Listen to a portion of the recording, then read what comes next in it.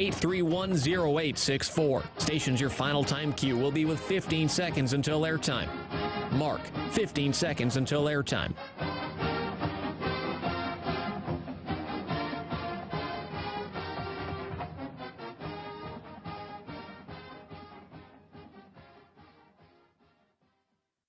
Oregon is going to the Final Four. The following is a Learfield presentation of the Oregon Sports Network. And Oregon is going to play in the national championship game.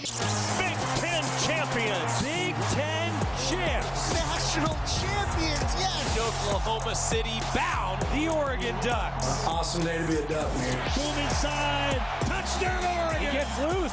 Fires. Hit. Pops the three. Oh, yeah. It's all Oregon. This is Duck Insider. Duck Insider. It's about how to be a group of people that know how to love each other to the absolute fullest. Pleasure, joy to be with them each and every day, and I can't wait for the future. It's just fun to be a part of a community that cares, that is passionate, and when we come together, powerful things can happen.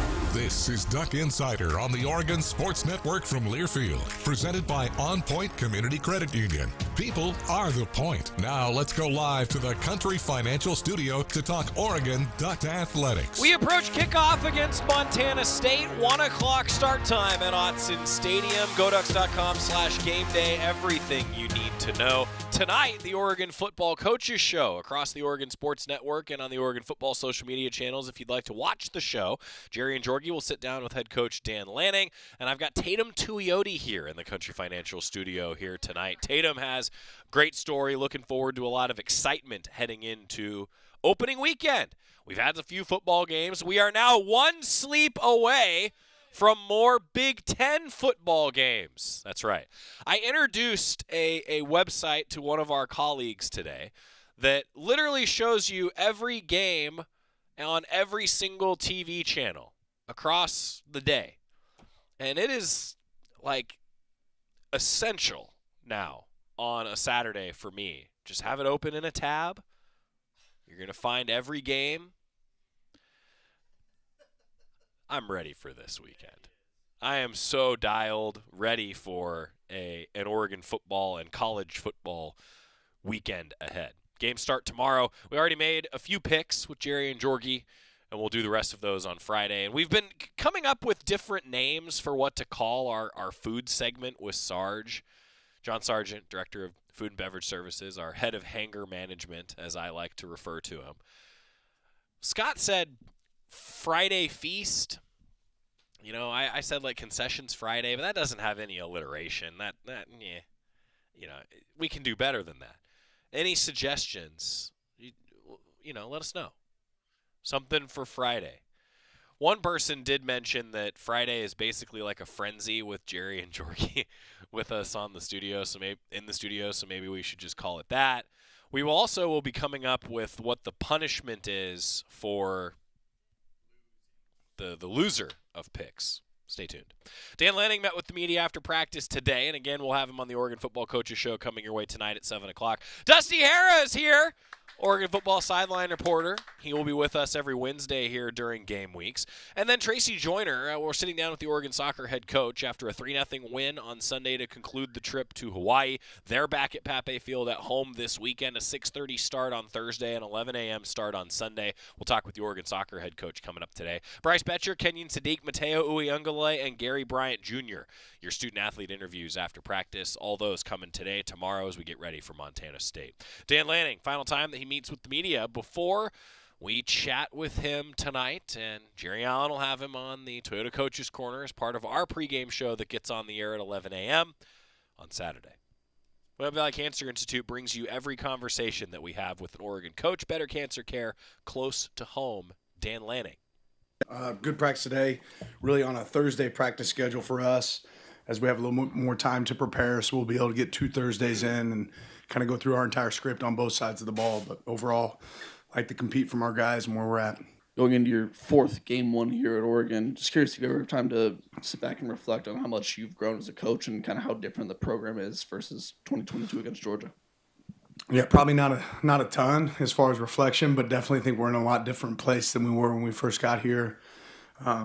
Just everybody understanding what's the task at hand, what it should look like, the standard. is raised here, and certainly appreciate all the hard work from our players and staff to get us there.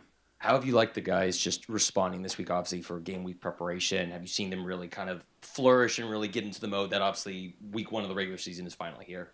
Yeah, I've been really happy with our guys' prep and the work you do. There's a lot of unknowns when you play in game one, right? You're going to see some stuff you haven't prepped for, right? You're going to see some stuff you haven't. And again, that's where rules have to take over, but I'm really happy with where they're at. For all the things that DeCorian brings physically to the field as a true freshman, Dan, what makes him mentally prepared and ready to step in and play immediately? I've said it before. I think he's a perfectionist. He wants to do things the right way, and he's hard on himself, right? But part of that means that you spend a lot of time in preparation, and preparation is going to create confidence. Will talked about how last year against Idaho, he thought there was almost too many plays offensively, and that could have contributed to some struggles. I'm curious if you agree and if you guys went about changing that this year.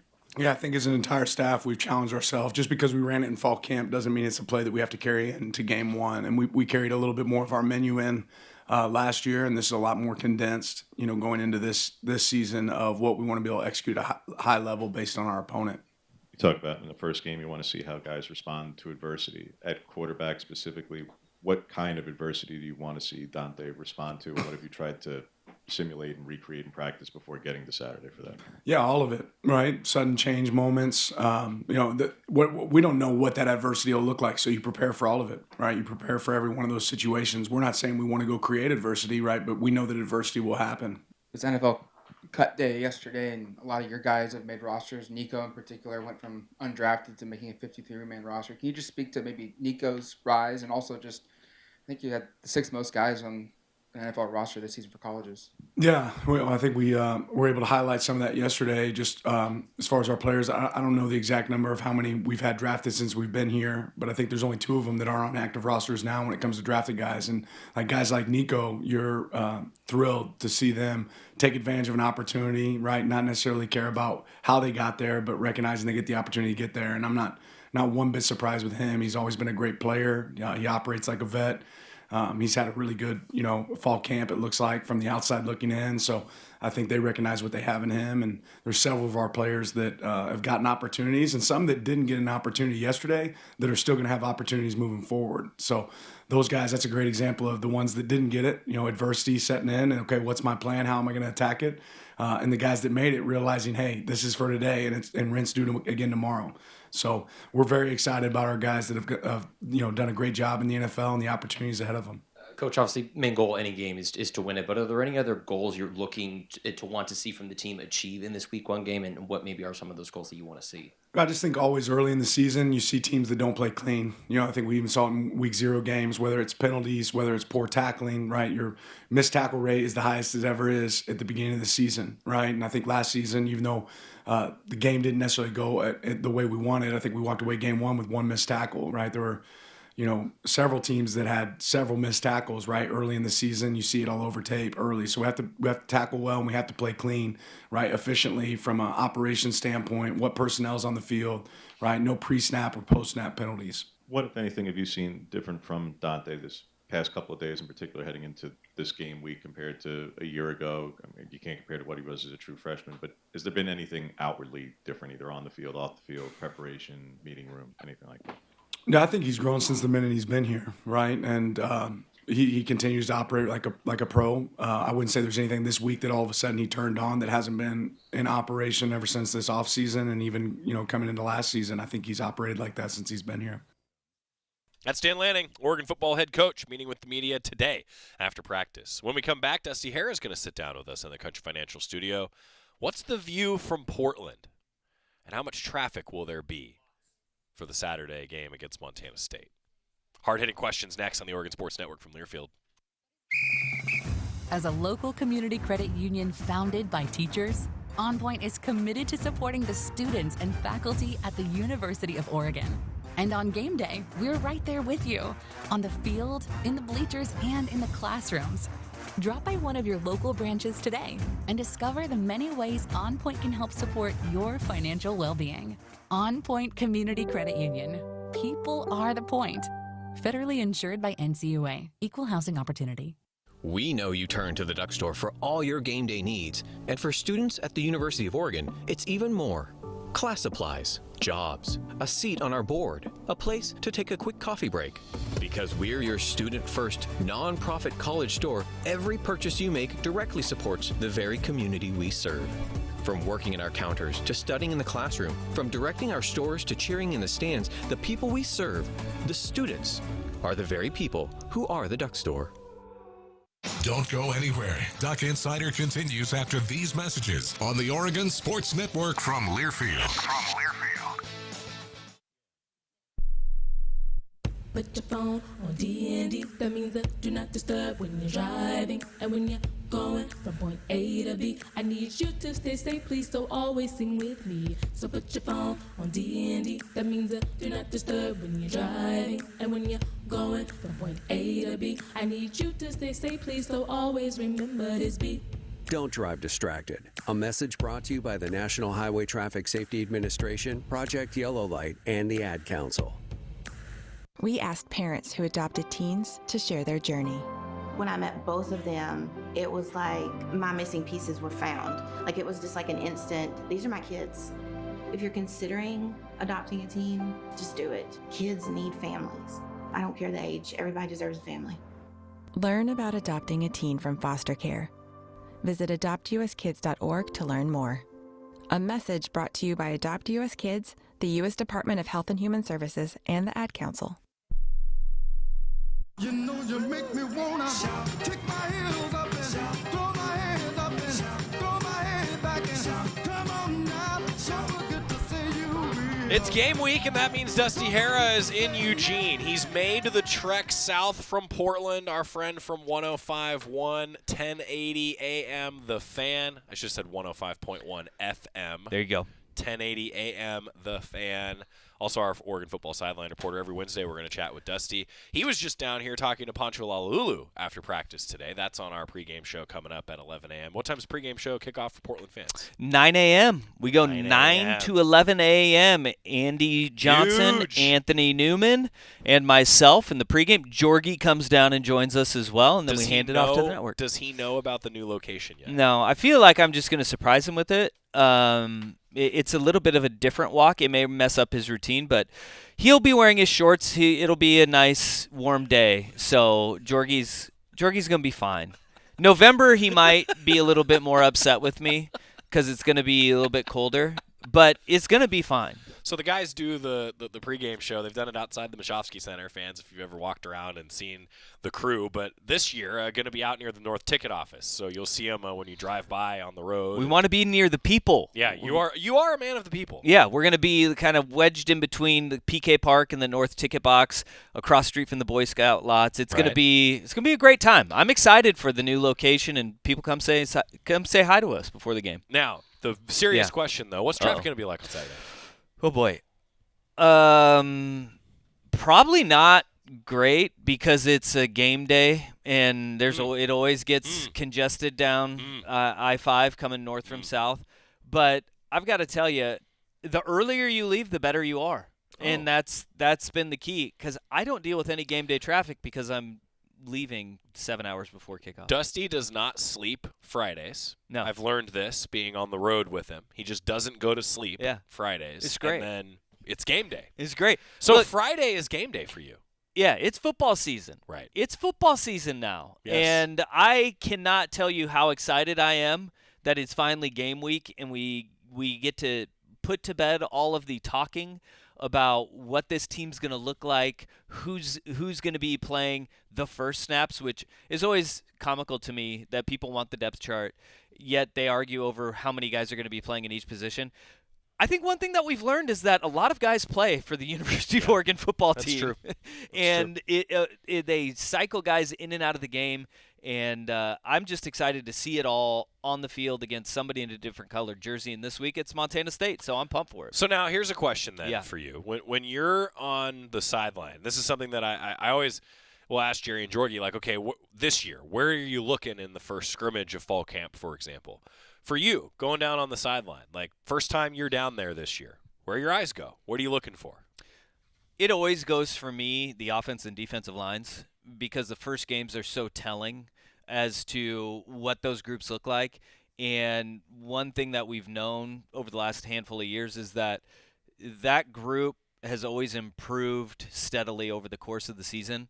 And what that first iteration looks like when they come out of the gates, because there are so many more new working parts, especially when you just look graduation on the interior of the defensive line. You know, you have Derek Harmon and Jamari Caldwell going on to the NFL. And on the offensive line, you're looking at 3 spots that you're going, what's that going to look like, and what do the new pieces and communication look like? For me, it always goes to the trenches because that will be really telling to what the early goings of the season will look like when you have so many new working parts around them. The skills always seem to sort themselves out over the course of a year. But they sort themselves out because you find your identity up front. Well, and especially like you talk about the offensive line for this team. I mean, you just talked to him. Like Poncho coming back, that's a huge deal, I think, as the center. Give us a preview of what you talked about with Poncho for the pregame. Well, one thing I always love is that the offensive line, they all work together as one unit, one group, and they have to be together.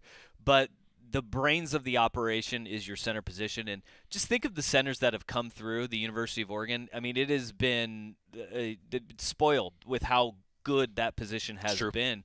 And you go back to guys like Max Unger in the early 2000s, and then like Haranis Grasu and Alex Forsyth and Jackson Powers Johnson. I mean, the list is insanely long of accomplished centers. All-conference, all-American types, Remington winners.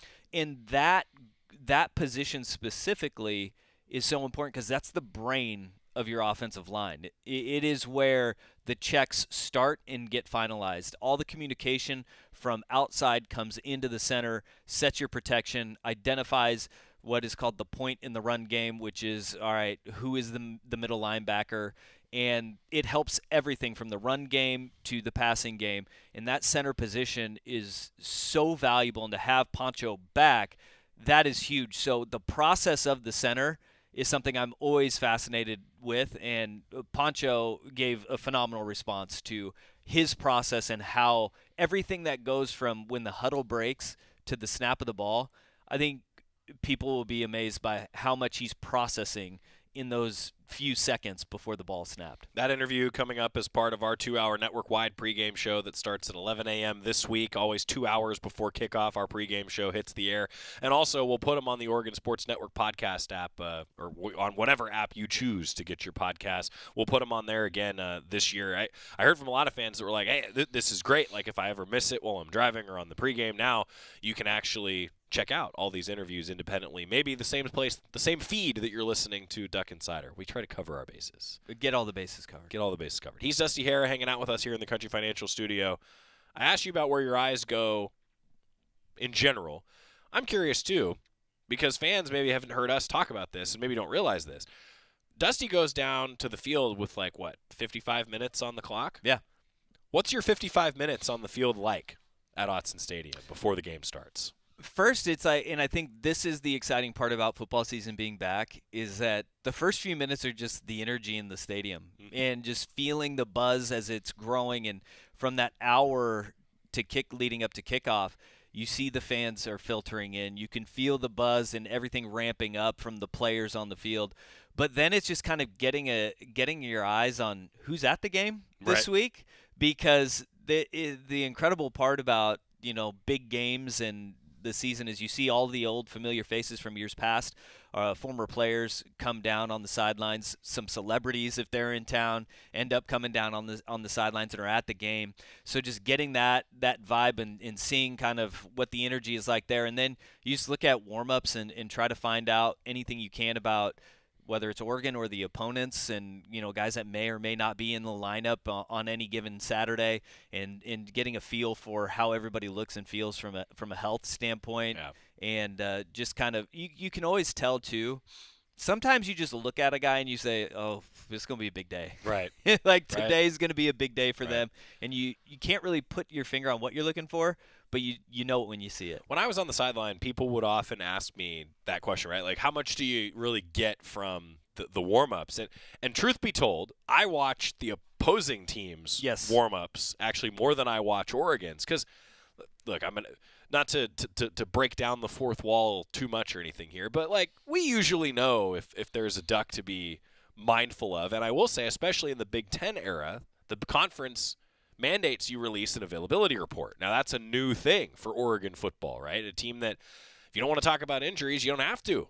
And now there is an availability report that comes out hours before kickoff. So just fans have asked me that, and I'm curious, like, for you, are you the same? You always watch the other team more so? I like to get an eye on the other team and because we kind of know what to expect from Yeah. an Oregon perspective. Yeah. And then there's some people that are just a mystery that you haven't seen before. Last year that was Ashton Genty, right? For me, and just seeing kind of how he moved and how big he was. I'll tell you what. I don't know how a person could fit more muscles into that frame that Ashton Genty did. That blew me away. Like, it was crazy to see. But you just get your eyes on some people and how they move when the play isn't going. Because even on TV, you only get glimpses of plays and how things develop and how they actually move. So I always like getting a look at the other team and seeing. Also, as you get closer and closer to kick, you start to see some guys are looking around the stadium being like, okay, I see what people talk about when Autzen Stadium in this fan base, because it gets loud. Yeah, it gets loud. It's interesting. So I was listening to Brent Vigen's press conference, head coach for Montana State even, and he said, like, we can try, but you don't know what that environment feels like until you're in it, and that's a testament to the fans. I mean, that's a testament to what Autzen Stadium's done. No doubt about it. And it's been decades now that other fan bases can say they come to Autzen and they go, I don't know how they do it, but it is loud, it is raucous, and it doesn't stop. It's unrelenting, and that is a credit to the fan base, and it is a huge home field advantage. Yeah, I mean the home record. For example, Oregon's got the longest home non-conference winning streak in the country heading 34? into this matchup with Montana State. 34. Good game notes by you. Look, hey, shout-outs to the Sports Information Office. Nate, Todd, and the rest of the crew, they do an amazing job making us look smart. See? You took the words right out of my mouth. That is seriously, like, the folks that maintain the record book. I mean this sincerely.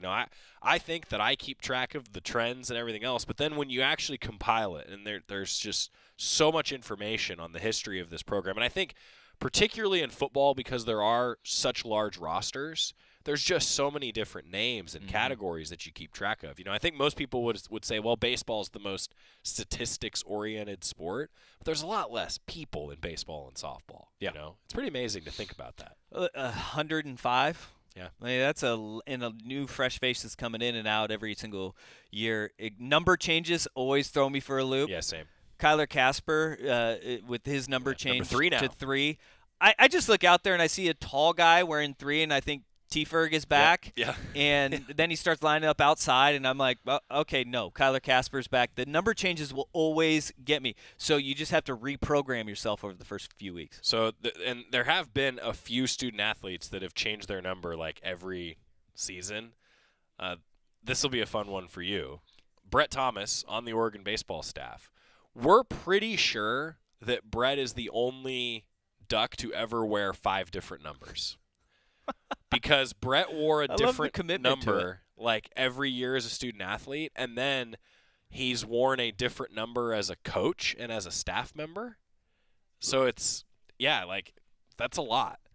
Well, and then it just goes back to like, oh, what number were you? Let me tell you. Yeah. There's a story there. What number were you? Well, see, this is the thing. Like, when you're in college and you're not very good, your number gets taken a lot.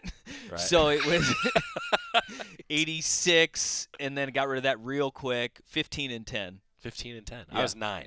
Yeah. All right. Yeah, I was always 9. But 22 is my favorite number. Okay. That was my favorite. And number. you never got to wear 22. No, the receivers don't wear that in college. Yeah. I get it. It looks weird. It would be great though. It would be. It would be. Yeah. You could have played running back. No, I couldn't have. Sure, you could have. You could have attempted to play running back. Now that is true. I don't think it would have gone well for me. Right. I get it. I could have tried, though. I could have tried. Dusty Harrah with us, matchup with Montana State. And again, I will say this, like, a dangerous team, right? Yeah. A team that's well coached, is perennially playing for the national title at that level, number 2 in the preseason poll coming in at that level.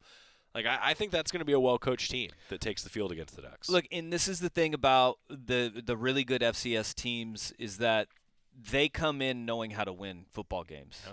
And it doesn't matter whether it's the depth because of scholarship limits and roster limits, or the fact that offensive lines inherently in the FBS level are bigger and deeper at those positions. When you know how to win, and it is a learned trait, winning, if they hang around long enough, that is where they nip you. And we've seen that time and time again with FCS opponents is the good ones, it's a culture of winning. In that the last year, Montana State 15-1, their only loss on the season coming in the national championship game. And so it is a team that knows how to win. And look, Tommy Mellott, their quarterback last year, was drafted as a wide receiver in the NFL. How about that? That's crazy. He was an athlete. Yeah. And, they've got pieces that they're filling as well, and a lot of unknowns about Montana State. But, that's the same thing about the Oregon Ducks. When you have a good program, you develop that talent, you grow that talent, and you replace that talent in pretty short order. And so Montana State is a top-tier FCS program. And, they're coming to Autzen Stadium playing a top-tier FBS program. A Stanford transfer at quarterback who played against the Ducks a couple years ago, and Justin Lamson. 2 new coordinators, so things change around in terms of film study. But I'm just saying, like that, you talk about last year. The Ducks have said this a lot in fall camp. They felt like they started slow. You don't want to start slow against Montana State. No, you don't want to start slow against anybody. You don't want to start slow out of the gate. And in week 1, game 1, I think that this Oregon football team, they're chomping at the bit to get out there. I mean, it's really fun to see the light at the end of the tunnel as you're getting closer and closer to a game approaching. I'm really excited to see what Saturday looks like coming out at 1 o'clock. Keys to the game, keys to the season for the Ducks as we get ready to kick things off. Keys of the game is what you just said. Come out of the gate fast. And that's the thing, is just play fast. Play fast on both sides of the football, and great things are going to happen for you. I don't know what the key is, but I'm excited to see all the new parts on the offensive side of the football, and on the defense, just to see the speed that team has been playing with, and the fact that you got your edges back, and it is deep on the edges of the defense. The middle of the defense is back with Bryce Betcher and Devin Jackson, and those guys, the speed that they can also play with. I am really excited for that. And then for the season, look, it's cliche and people hate to hear it, but it's health, right? And the teams that are healthiest at the end of the year are the ones that are left standing. They're the ones that win. And injury luck is a very real thing. But to the season, I mean, I think Coach Lanning drills this into the head of every single player every single week. It's Oregon versus Oregon every single week, and take it 1 week at a time. Never look too far forward, because there are some big games that fans, we can look at it, we could say that's a big game, but sitting there every single week and taking it one at a time is the most important thing for a season. He's Dusty Harrah. He'll be roaming the Toyota sidelines again for us on our broadcast coming up. Go. Yeah. Yell at me. Say hi. Yeah. Do that. Do it. Hopefully he has his headphones on and he can't hear you. Have you had the moment of it's so loud that you can't hear anything in your headphones yet? Yeah. Ohio State? Yeah. Yep. Ohio State for about 3.5 hours. Right. That was it last year, was you couldn't hear a thing. The big moment for me when I realized, like, I knew that Autzen was a home field advantage from sitting in the stands. But when Ifo Ekpreolumu intercepted that ball against Michigan State, it was such a reaction. I've told this story before. Like, I could not hear Jerry's call. It was so loud, and I was turning up the headphones. Yep. I could not hear Jerry's Ifo. I couldn't hear it. So that's a pretty cool thing. It is a really cool thing. And there were several moments throughout that Ohio State game last year where you had that. But the first real roar that you could not just hear a thing was the strip. When it was Derek Harmon in the middle, just big old mitts, just ripped the ball out, and Oregon jumps on it. That crowd, that stadium just erupted. Yeah. Oh, I'm ready for it. I'm ready for the first eruption this year. Gonna be good. He's Dusty Harrah again, joining us every Wednesday. Thanks, buddy. Let's go. All right. Hey, we'll have things to talk about, like what happened the week before, what we're looking for, because we'll actually know something about the opponent coming into next week because we've seen them play. This is gonna be fun all year long. Yeah. Thanks for coming in. Hey, I appreciate you, man. We're going to get time out. When we come back, Kenyon Sadiq breaking down the tight end room. Also still to Yes. come, Tracy Joyner talking Oregon soccer here on the Oregon Sports Network from Learfield. Hear that? The crowd's going wild for all the end of summer fun at Toyota's National Sales Event. Going now until September 2nd. Woo-hoo! See your participating Toyota dealer for details. Dealer inventory may vary. Toyota, let's go places. As a local community credit union founded by teachers, OnPoint is committed to supporting the students and faculty at the University of Oregon. And on game day, we're right there with you, on the field, in the bleachers, and in the classrooms. Drop by one of your local branches today and discover the many ways OnPoint can help support your financial well-being. OnPoint Community Credit Union. People are the point. Federally insured by NCUA. Equal housing opportunity. Hear that? The crowd's going wild for all the end of summer fun at Toyota's National Sales Event. Going now until September 2nd. Woo-hoo! See your participating Toyota dealer for details. Dealer inventory may vary. Toyota, let's go places. Back to the Country Financial Studios in 60 seconds. This is Duck Insider from Learfield.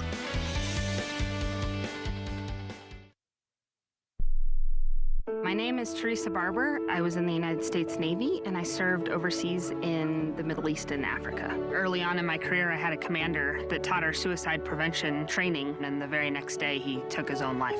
90% of suicide attempts involving a gun are fatal.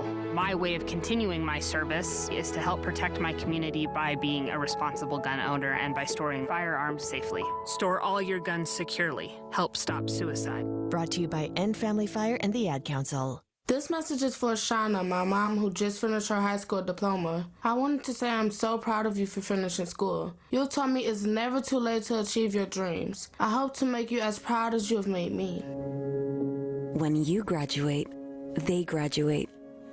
Finish your high school diploma for you and for them.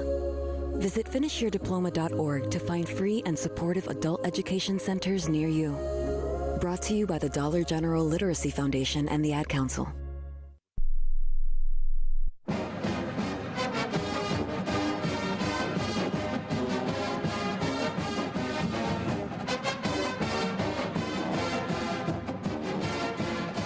It's Duck Insider, presented by OnPoint Community Credit Union. I'm Joey Mack in the Country Financial Studio. This week, veteran tight end, garnering a lot of national attention, and rightfully so. Kenyon Sadiq giving us a little preview of Montana State and how fall camp has gone for the Ducks. Well, obviously, Montana State's probably had this game circled on their calendar for a year. How do you combat that sort of opponent that is coming in here with playing with nothing to lose? Right. I feel like playing at a school like Oregon, you kind of get used to that. Like everyone kind of has us circled on their schedule. It's, one of those type of games. But no, really just go in there, do our thing, prepare like it's any other team. This team has obviously had to adjust with a lot of new pieces on the offensive side. How do you feel like this team has adjusted throughout fall camp, and how ready do you feel like this unit as a whole is going to be heading into this weekend's game for you guys? Yeah, like you said, there has been a lot of new pieces. I feel like from the start of fall camp to now, we're a completely different offense, meaning we've all changed a lot in a lot of different ways. But no, it's been good, being like a lot of young guys and just a lot of transfers plugging in and doing a great job. Feel really confident going into the next game. Our chemistry, I think, has gotten really good with, whoever's on the field, so I think it's going to be good. I know you guys just preach like Oregon versus Oregon. Doesn't matter the opponent, but with the challenge of it being the first game, you don't really have a lot of recent film that you can really study in preparation for this game like you can maybe in week 2. So how important is it going to be just to go out and play your level to the Oregon standard that you guys have kind of been preaching all fall camp? Yeah, you kind of hit around the head. It's just like go out there and play to our level. No matter who's out there, we just need to go and do what we do. And it doesn't matter if it's Montana State or Ohio State. We need to go out there, like I said, and just prepare like, whoever it is. Kind of piggybacking off that, last year against Idaho, another FCS team, the offense started off a little slow. It took a while for you guys to get going. How important will it be come Saturday for you guys to get started off a lot quicker, a lot faster, and maybe put points up on the board a lot better than what you did during week 1 of last year? Right, I kind of think it just goes with starting with some momentum. The offense needs to do a great job of just executing, whether it's a 5-yard run or a 10-yard pass, whatever it is, just keeping one play at a time and drive down the field, and then, that'll create momentum going down. You said this offense is a lot different from day one of fall camp. What excites you about this group? Yeah, there's talent and explosive talent just about anywhere, whether it's young guys or older guys. GB, J-Lo, Kyler, Cooper Perry, Decoran Moore have all done a great job of coming in and putting their head down. So, like I said, I think the biggest is just like the potential this offense has, whether it's at running back or even our tackles do a great job in space. So all those things, I guess, just explosive potential. I'm interested to know just what's motivating this team right now. Is it the fact that it's just the first game of the year and that's what's motivating you? Is it motivating you that you feel like finally you have a chance to prove something? Is it, the competition with there's so many spots up for grab? What do you feel like is the main motivating factor heading into this week's game?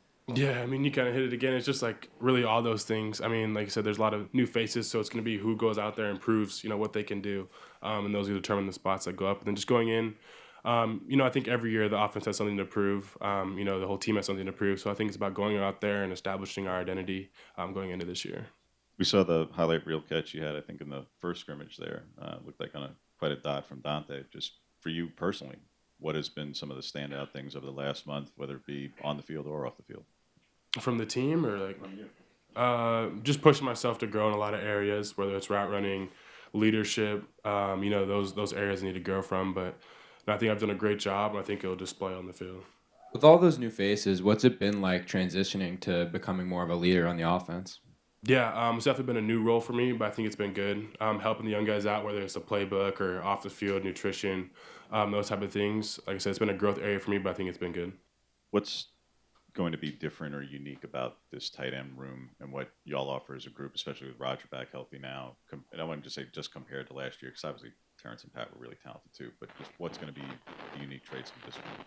Yeah, I would just say versatility. Kind of similar as last year, but just the versatility going in we have as a unit, whether it's deep threat, run game especially, or just even short, quick game. I think we can do it all. Just if there's anything that you could tell yourself maybe heading into last year, just about where you would be today, knowing where you are coming into game one. Would you give yourself any different advice? Would you do anything different? Really just keep my head down and keep working. I think I did a great job of just staying in the moment, not looking too far ahead or thinking what I could have done in the moment. Just keep working, and then eventually it'll just work itself out. That's Kenyon Sadiq, Duck tight end, ahead of the opener against Montana State on Saturday. Timeout when we come back. Tracy Joyner, head coach Oregon Soccer, here on the Oregon Sports Network from Learfield. As a local community credit union founded by teachers, OnPoint is committed to supporting the students and faculty at the University of Oregon. And on game day, we're right there with you, on the field, in the bleachers, and in the classrooms. Drop by one of your local branches today and discover the many ways OnPoint can help support your financial well-being. OnPoint Community Credit Union. People are the point. Federally insured by NCUA. Equal housing opportunity. We know you turn to the Duck Store for all your game day needs. And for students at the University of Oregon, it's even more. Class supplies, jobs, a seat on our board, a place to take a quick coffee break. Because we're your student-first, non-profit college store, every purchase you make directly supports the very community we serve.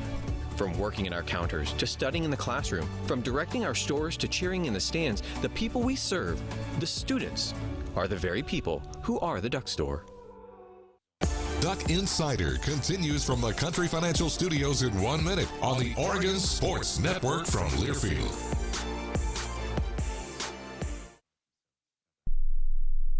Don't act like that. Don't wear that. Don't think that. I've heard everything you tell yourself every time you felt different. And I want you to know that you can be vulnerable and powerful. That taking care of your mind is taking care of everyone you love and who loves you. Love your mind. Find mental health resources at loveyourmindtoday.org. Brought to you by the Huntsman Mental Health Institute and the Ad Council. I'm a pretty great multitasker. I can wash dishes and do laundry. I can roller skate while walking my dog. I can even order lunch while doing my homework. But I can't use my phone while driving. A distracted driver is one of the leading causes of death in the United States. So when it comes to driving, please, don't be a multitasker. Don't drive distracted. A message brought to you by the National Highway Traffic Safety Administration, Project Yellow Light, and the Ad Council. I I want you to know. I said I want you to know right now. You've been good to me, baby. It's Doug Insider, presented by OnPoint Community Credit Union. Joey Mack here with the Inside the Country Financial Studio. Sitting down with Tracy Joyner, head coach, Oregon Soccer, ahead of a homestand this week. Back from a trip to Hawaii, a 3-0 win to close out the trip. Talking soccer with head coach Tracy Joyner. Coach, great to see you. Oh, great to see you. How are things?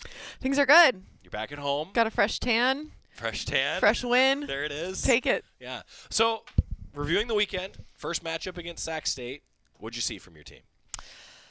Well, some major areas for growth, just in terms of mentality. Credit to Sac State for sure, but I think it just kind of highlighted and amplified some of the things that we knew we needed to focus on, and came back to haunt us a little bit. And so disappointing finish to that game, but in hindsight, not the worst, because we had some good conversations after that as a team. Sure. And responded really well on Sunday. How big of a deal can that be, though? Like, I know every coach, you want to learn from a win the same way you do from a loss, but either way, it's a growing experience, right? Absolutely. And I think that's how they took it. I think everyone was disappointed, but when it's handling success. And I think the first two games, we were pretty proud of ourselves, as we should have been, for sure. Some really good moments, but I think as coaches, you don't want to have some sense of false confidence. Right. And I think we didn't approach the game in the way that we needed to.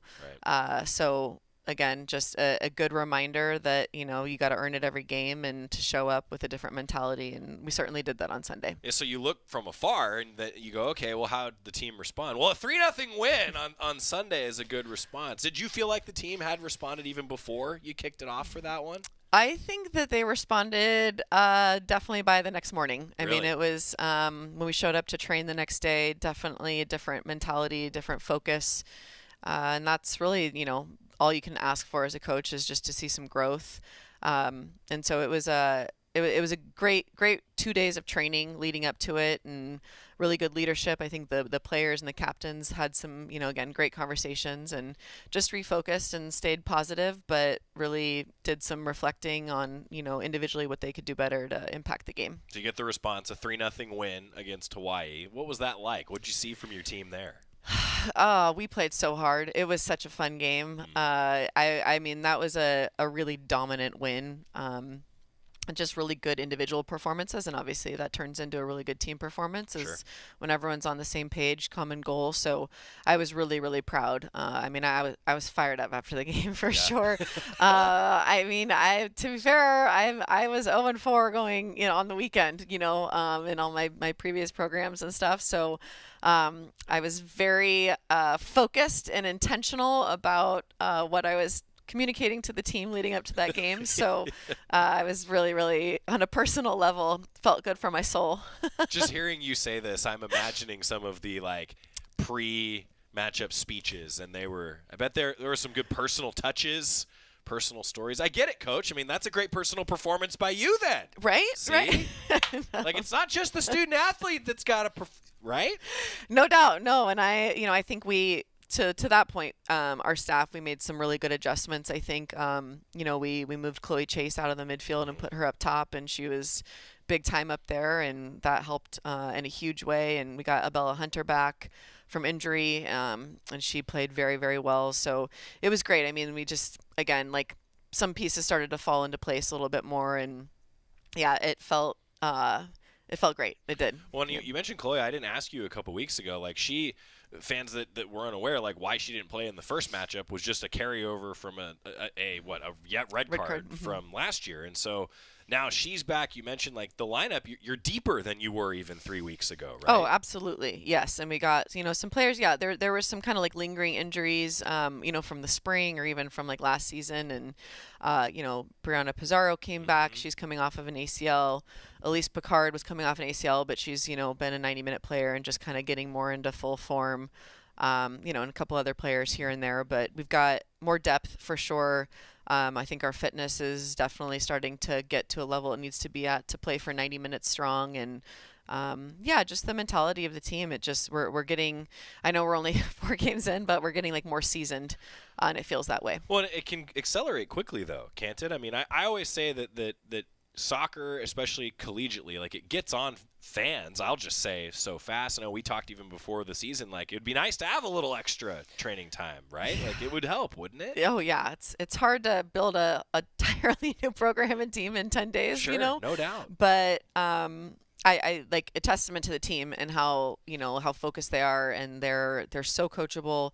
They want to be great. I mean, they're really like leaning into each other and to just feedback from coaching, and that's why I think we're having this success early on. What about the fitness level too, though? Like I would imagine, correct me if I'm wrong, you're probably much more fit a few games into the season, right, than you are before the first game. 100%. It's like you, as a coach, and every coach in the country can probably attest to this, is like for soccer, it's like if you don't come in ready, it's really hard to get ready in a lot of ways, because it happens so fast. And so it's kind of like if you're not part of the plan early on because you didn't do the right thing to prepare, it's hard to work you in, right? Because a lot of the rest, it's just resting really between, you know, games. And so it's hard to like actually get like a real session in where players that maybe didn't come in as prepared as they needed to be, like can actually like show what they can do, because we have, you know, we're on a rest day a lot of the time. So yeah, the fitness piece is huge, but that's certainly something, you know, we know as coaches that like it takes game by game, and you know, we want to peak fitness wise like when we get into the Big Ten. Right.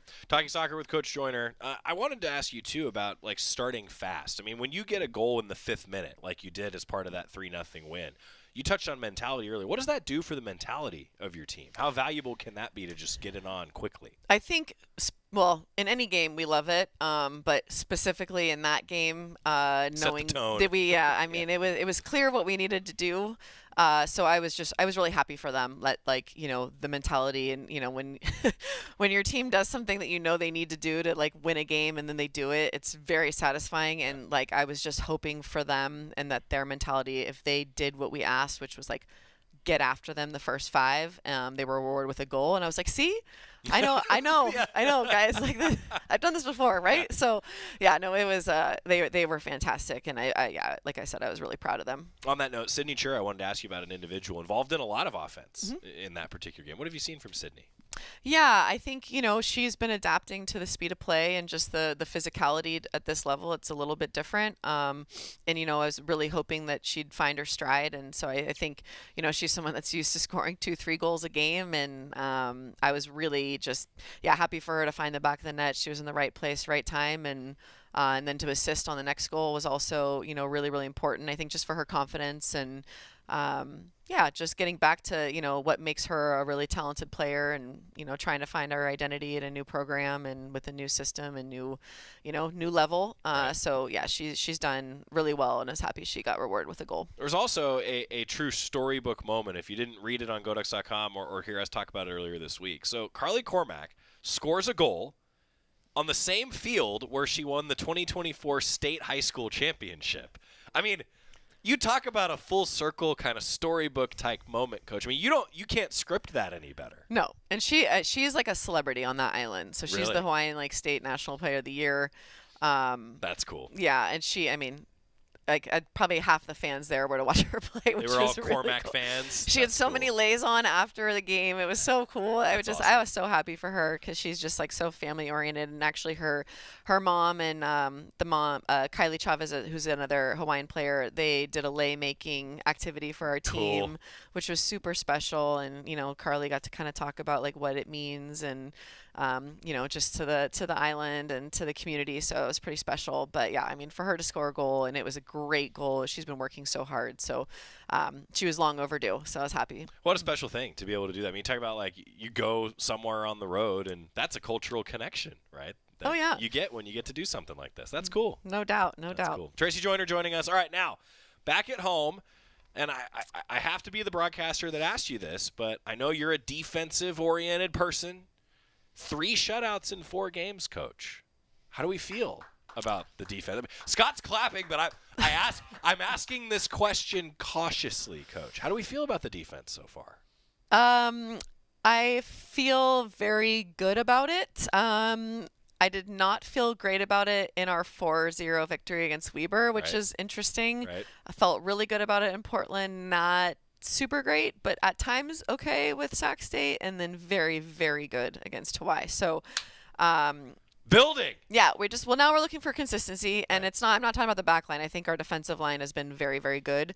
It's defending from the top down, and just the mentality of defending is really what the focus point is. And what's nice is I think our team's starting to understand like how important the defensive side of the game is, and actually how it generates most of our attack, because we are very, very good in transition now, and that's how we scored. Our 3 goals was really off. Well, 2 of them were off transition in the run of play.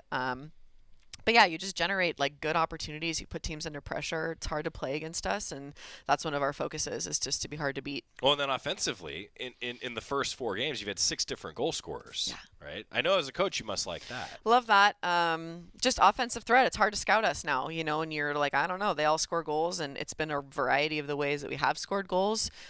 Hit some bangers, got some off crosses, off set pieces, 1v1s. So, we got a lot of offensive threats, a lot of speed, and, good combo play. And we're starting to kind of put some pieces together. Obviously, again, we're moving players around in different positions, trying to figure out what suits us the most. And again, just really proud of the team for just staying the course and, just being like, yeah, okay, I'll try that, Sure. and just really, really trying to lean into putting the team first and going for it. Boy, though, you talk about being tough to scout. I mean, a lot of position versatility on your roster at this point. No doubt, and have to. Again, part of like when we were putting together roster all spring was really like finding versatile players, just because we weren't exactly sure how to, what is this going to look like, and how can we piece it together without a core group coming back. So having players with versatility is probably one of the most important things in recruiting. Well, and shoot, how valuable, and how, maybe better way to ask this question, how difficult is it to try to put together your best 11 when you might have 6 at one position? I mean, you know what I'm saying? Like that's a difficult balancing act, isn't it? It is. And I think the way that, I've always looked at it is, how do you get you build a formation, a style play based on getting the best 11 on the field at one time. So whether that's putting people in different positions that are normally their strengths, like you just want the best 11 out there, or at least the ones that complement each other the most. And so, yeah, I mean, it's a fun puzzle. That's why soccer's so fun. It's fluid. You're not really super stat driven in a lot of ways, and Constant it's just motion. finding the right relationship of players on the field at the same time. New Mexico, the opponent on Thursday at 6:30, giving away mini soccer balls. More to come on that later on the show. Also then 11 a.m. on Sunday, Grand Canyon. That is Bark in the Park Day, so bring your pups to Pape. I know you are a dog lover, so this had to be a great one for you. It was a no-brainer. That was the only one that I requested. He's like, any theme days? I was like, dogs. All the dogs. And it has to be from rescue, and there has to be like Humane Society or something here. Cool. So I'm hoping that a little like pit bull puppy shows up and I go home with one. Good. Oh, yeah. I like that. I like it. Now I should tell everyone, like, that is a part of it. So if you come, you bring your dog, fill out the waiver on GoDucks.com as part of the ticket package. But also there will be some various adoption options and ways to help out some local pets, which is pretty cool. Yeah. You're excited. I am. What do you want to see from your team for a homestand, Coach? Consistency. Just, again, responding to a long travel trip. We got home at 3 a.m, and had practice again this morning. So it takes a lot out of you, and just being able to stack days. And that's a really important thing, is even when you're feeling really good about performance, like showing up the next day and repeat, and not have any complacency, not having a drop off. So stacking days and hoping we come out in front of the fans. And my goal is really just to get better and better every single training session, every single game. And even if it's really, incremental, that's okay. But I just want to get better and better. So that's the focus. 6:30 on Thursday. Ducks at Pape Field, mini soccer balls. Sunday, 11 a.m., Bark in the Park. Looking forward to it. Coach, thanks for being here. Thanks so much. Appreciate it. Yeah. That's Tracy Joyner, our Oregon soccer head coach, ahead of this homestand coming up. Timeout when we return, getting you ready for football here on the Oregon Sports Network from Learfield. At Shadow Hills Country Club, we're more than just an award-winning golf course and practice facility. Our events team offers all-inclusive event pricing that allows us to take care of all the details while you enjoy your event. Our indoor and outdoor venues offer you a wide variety of fully staffed options that put the focus on you. From weddings to business and social events, at Shadow Hills Country Club Events Center, you get the benefits of a resort atmosphere and amenities in a peaceful country setting, just minutes from downtown Eugene. Call for a tour today or visit shadowhillsevents.com. Hey Duck fans, at Country Financial, they make insurance easy. Whether you're shopping for home, auto, or more, their representatives will take the time to understand your specific needs and explain what options work best for you. Worry less and feel more confident knowing you're covered. Visit countryfinancial.com to get started today. Experience more with Country Financial. Auto and home insurance policies issued by Country Mutual Insurance Company, Country Preferred Insurance Company, and Country Casualty Insurance Company, Bloomington, Illinois. More Duck Insider from the Country Financial Studios after this on the Oregon Sports Network from Learfield. How serious is youth vaping? Irreversible lung damage serious. 1 in 10 kids vape serious, which warrants a serious conversation from a serious parental figure like yourself. Not the seriously know-it-all sports dad or the seriously smart podcaster. It requires a serious conversation that is best had by you. No, seriously, the best person to talk to your child about vaping is you. To start the conversation, visit talkaboutvaping.org. Brought to you by the American Lung Association and the Ad Council. And here's Heather with the weather. Well, it's beautiful out there, sunny and 75, almost a little chilly in the shade. Now, let's get a read on the inside of your car. It is hot. You've only been parked a short time and it's already 99 degrees in there. Let's not leave children in the back seat while running errands. It only takes a few minutes for their body temperatures to rise, and that could be fatal. Cars get hot, fast, and can be deadly. Never leave a child in a car. A message from NHTSA and the Ad Council. I left my heart in Oregon. Oh, I left my heart in Oregon. Yeah, I left my heart in Oregon. Getting ready for the Oregon Football Coaches Show tonight as we finish up Duck Insider, presented by OnPoint Community Credit Union. We'll be back here in the Country Financial Studio this evening, 7 o'clock across the Oregon Sports Network. You can watch on the Go Ducks YouTube, the Oregon Football social media channels as well. Dan Lanning will join us, the Duck football head coach, sitting down with Jerry Allen and Mike Jorgensen on the first Coaches Show of the season. And Tatum Tuioti will be our player guest here coming up tonight. I'm looking forward to having another season of the Coaches Show get rolling, but also just to have some excitement around the game. You know, at this point in the season, and this is true of Duck Insider, it's true of the Coaches Shows, anything, like, it's true of practice. You know, when you get to this point, it's like, okay, let's play a game. You know, I think that's kind of the exhale at the end of camp that the Ducks are looking forward to. It is a 1 o'clock kickoff against Montana State. On tomorrow's edition of Duck Insider, we're going to get the view from the Bobcat side of this matchup with the play-by-play voice of Montana State, Keaton Gillogly. I'm looking forward to it. Get the view from the other side. Football Coaches Show tonight. We'll see you back here at 7 o'clock. It's going to be here before we know it. You took the first step and quit smoking, but even former smokers may still be at risk for lung cancer. That's why SaveByTheScan.org wants you to know about a new low-dose CT scan that can detect lung cancer early. It takes only 60 seconds and could save your life. You took the first step, now take the next. Visit SaveByTheScan.org for a simple quiz to see if you're eligible and talk to your doctor about screening.